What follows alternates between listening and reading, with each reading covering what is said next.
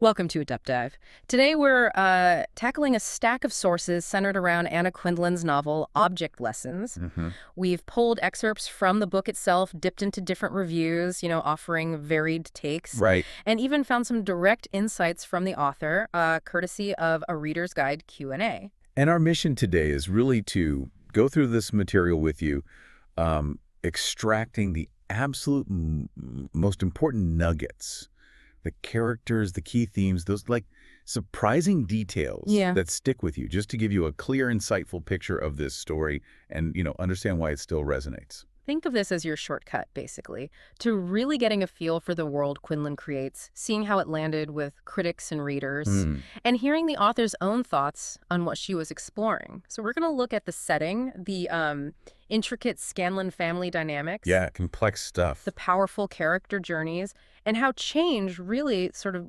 drives this coming-of-age story. And we'll stick strictly to what's in these sources, helping you connect the dots and grasp the essential points from the material you've shared. Okay, so let's unpack this. The story drops us into the 1960s suburbs, specifically a place called Kenwood in Westchester County. Right, north of the Bronx. Exactly. And the author herself points to the construction of these second stage suburbs as a huge motivation for the book. She says it fundamentally changed America and how people saw themselves. And the sources provide such vivid images of this change. You have that sign promising Tennyson Park, a community of homes from $39,500, suggesting, a bright new future. Right, the promise. But right alongside that promise, you have the reality. These earth movers just tearing up the land, great gashes in the fields, huge piles of dirt, even portable toilets. A landscape in, well, violent flux. It's not just development happening behind the houses. It feels like it's tearing through the characters' lives, too, like a metaphor for how the familiar lines they thought were solid, permanent, are being blurred or just outright destroyed. Right. One review captures this, describing the novel as having a quaint, old-fashioned feel that sits in sharp contrast to this, well, this unsettling blurring of lines. Precisely.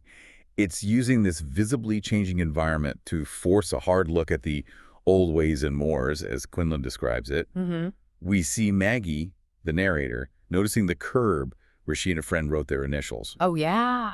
has been crushed to pebbles by dump trucks. Huh? Even the smells are shifting. The familiar cut grass and stew cooking are replaced by these raw, new smells. Plaster, linoleum, cement. Concrete, yeah. It shows how pervasive this change is, affecting even like the sensory details of life. Totally. Okay, here's where it gets really interesting. At the heart of this world is the Scanlan family, and they're dominated by the grandfather, John Scanlan. The patriarch. Yeah, and the sources paint such a clear picture of his power, his personality. He's the man who knows the price of everything. Right. Who owns First Concrete with those distinctive striped trucks. Yeah. And who, it seems, runs his family with the same kind of heavy hand he uses in his business. His old man owns everything.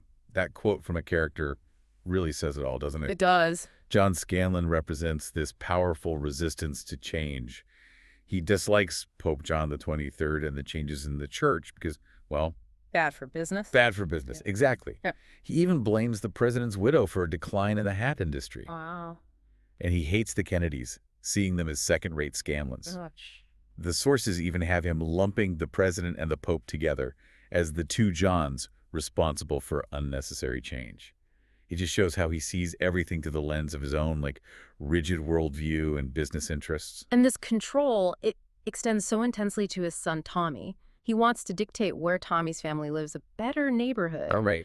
And push him into Scanlan & Co., not just the concrete business. He talks about the house he bought for them, listing features like a basketball hoop and a room for Maggie. As if it's a done deal. Yeah, like deciding their entire future for them without even asking. And his views on adoption are, well, equally telling about this desire for control and predictability. It's not the same. You don't know what in the hell you're getting, Right, he wants certainty. even down to future generations. And the sources note that Tommy realizes his father wasn't a simple Dr. Jekyll and Mr. Hyde, but more like the guy you saw and then the real guy. And those two are never the same thing. That hints at something deeper. Complexity, maybe secrets. Yeah, beneath that controlling exterior. And within this patriarchal structure, the tension is just palpable. Tommy feels like the black sheep, right? Yeah. Largely because of his marriage to Connie. Definitely. He says he can't remember ever being in his father's good graces. And even his sister Margaret, who's a nun, makes that sharp comment about their father having one stroke already when Tommy jokes about an annulment. Yeah, it really underscores the deep-seated disapproval and, the family strain. Those hospital scenes with John Scanlan are incredibly revealing, too. Oh, absolutely. He transforms his room into an office, tries to bully the doctors. Still trying to control everything. Totally. Still discussing business, even having his former secretary, Dorothy, visit outside hours.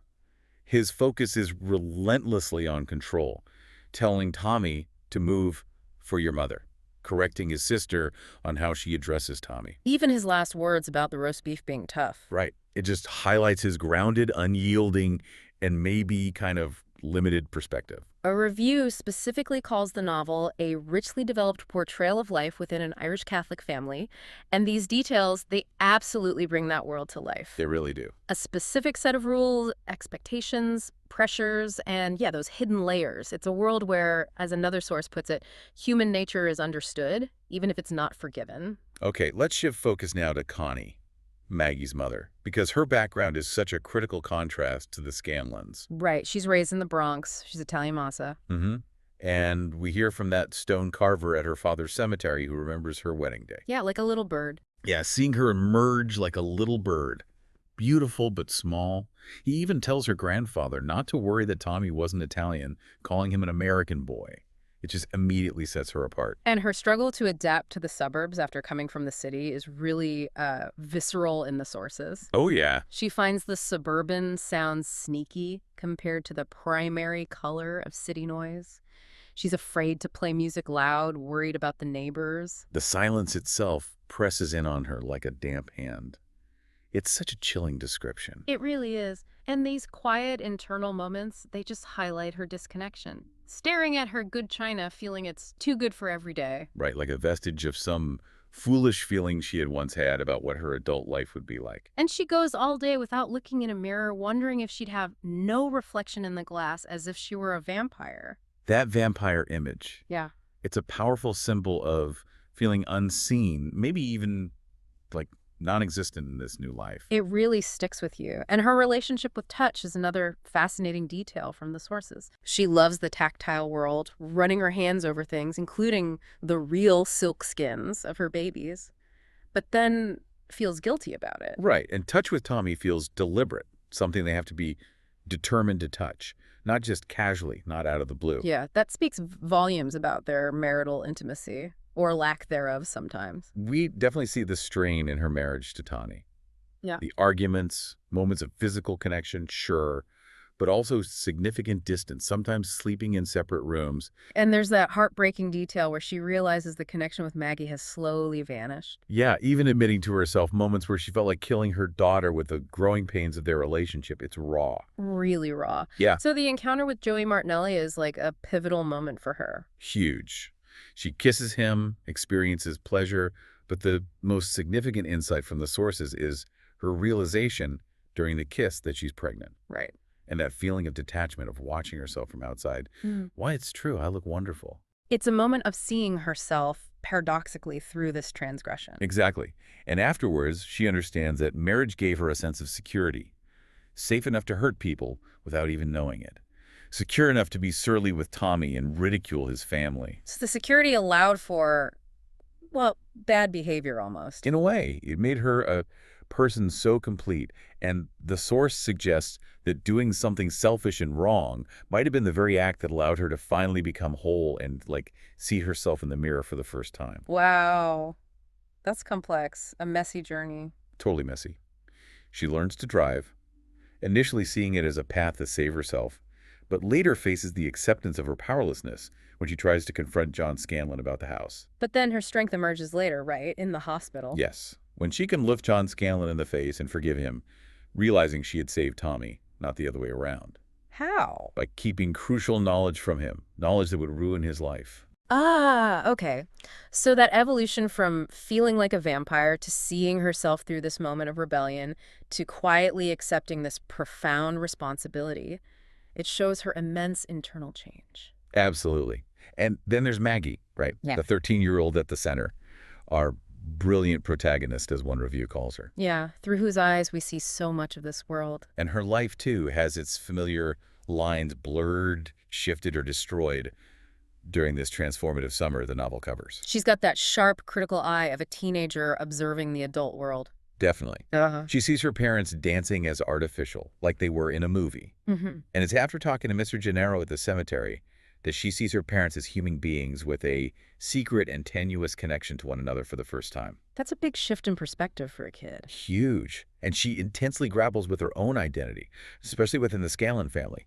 She's given the nickname Maria Goretti, seen as having Scanlan brains, but also being an object lesson of mixed blood. She feels out of place. Her old sanctuary at the cemetery feels strange. Even her best friend starts to seem like a stranger. That feeling of being split or not quite belonging, it seems central to her experience. Very much so. And the reader's guide highlights this struggle with identity, particularly in relation to her grandfather, John Scanlan. Right, and the author contrasts her with her cousin Monica. Exactly. Maggie is intelligent, thoughtful, seems like she'll succeed on her own terms, while Monica seems destined to follow the rules and, succeed through a man. It really underscores the different paths available or maybe expected for these young women. Yeah. And the fire incident. That's a critical turning point for Maggie. Huge. She smells the accelerant and the sulfur, that volatile mix of old and new. And when Richard hands her the matches and says, "Your move, Maria Goretti," she has this clear moment of understanding. There was no way back to the way things had been before. And she strikes the match. She strikes the match, starts the fire, breaks the rules, and feels that wave of sick nausea. And she immediately sees the consequences firsthand when Richard gets burned. Right. But even in that chaos, she acts responsibly, button up Debbie's blouse when she passes out. And later, she confronts her mother, laying down this fundamental truth she's learning. There are rules, and if you break the rules, you hurt people. Yeah, it shows her moral compass developing right there amidst all the adult complexities. At the wedding, she feels awkward, even stupid, watching Monica's struggles. But she also starts to understand her mother's viewpoint that sometimes the simple fact of getting married and having the baby is more important than the complicated why behind it. That's a very adult realization. It is. It's a moment where she realizes her mother is not good or bad. Things just are. And she has that unsettling thought that she might turn out like her. That dance with her father at the wedding, though, that offers a rare moment of just simple connection, right? Yeah, when he tells her to just close my eyes and not try so hard, it kind of cuts through all the complexity and tension for a second. And she learns that word displacement from her Aunt Margaret. Right, seeing how people fixate on small things to avoid the big ones, observing her own family doing it at the funeral, it's like a new lens for her on adult behavior. And that story about the green octagon doorstop. Oh, that's such a powerful symbol. Her grandfather forcing a top and bottom onto something inherently without one. Basically teaching her that asserting your point, your control, is sometimes valued more than the actual truth. Exactly. Maggie likes clear answers. But this summer, she's learning just how complex life truly is. And others notice the change Angela Massa sees her as a woman this summer.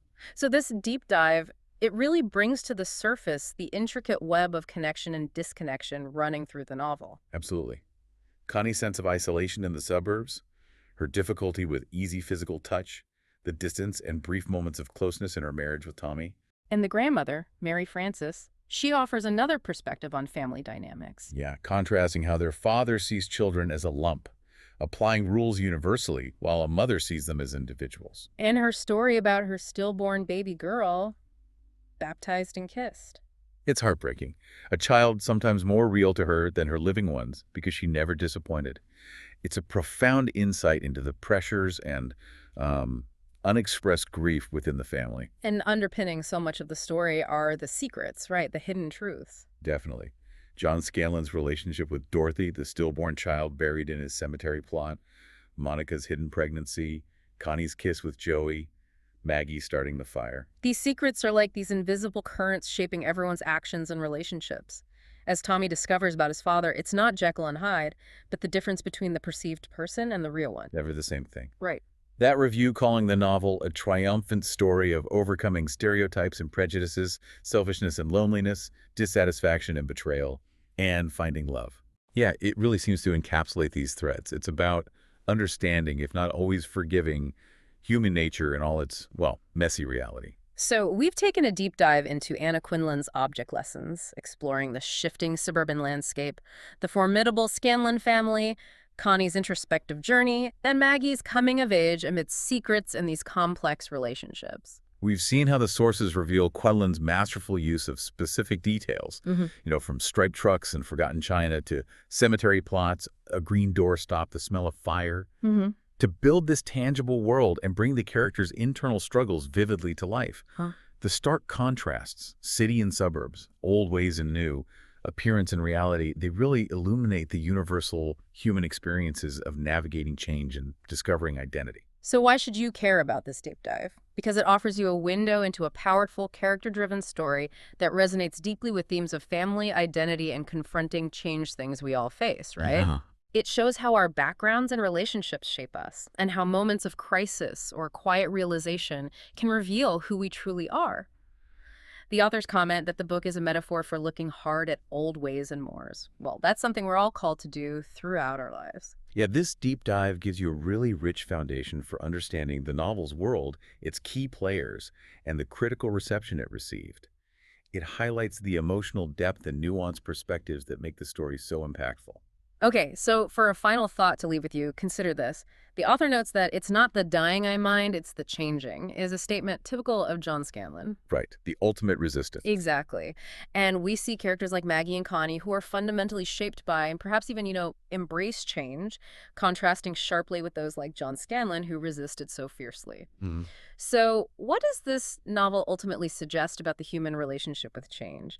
Is it something to be resisted at all costs, cautiously navigated, or perhaps even embraced as, I don't know, essential to growth? And how does that fundamental relationship with change define who we become? Something to think about.